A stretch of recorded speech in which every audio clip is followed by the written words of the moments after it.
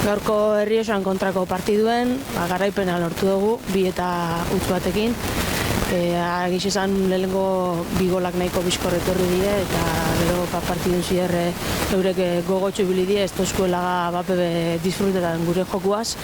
Espero gendun zozek eixa emon ahal izetie, baina euren talde gaztiek gauzak ez tozku ipinik egun nahi gendun moduen.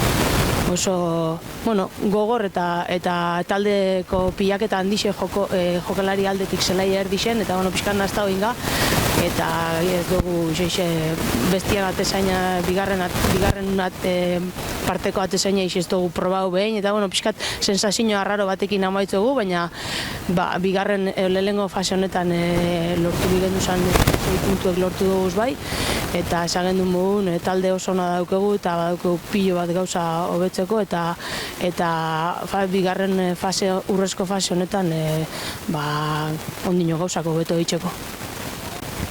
Pues nada, la valoración del partido ha sido... Hemos empezado bastante, la primera parte no nos hemos encontrado muy a gustas.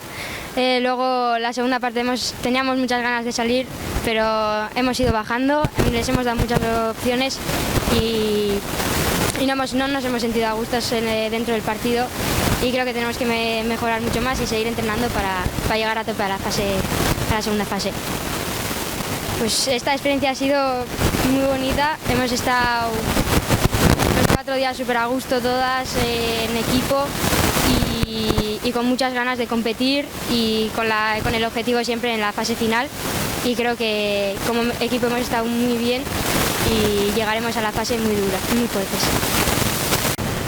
Onde hasi gara partidue, bai jungara berantza, sartu du gol bat oso harin, eta konfiantzi emon dozku eta errelajatu gara apurbet.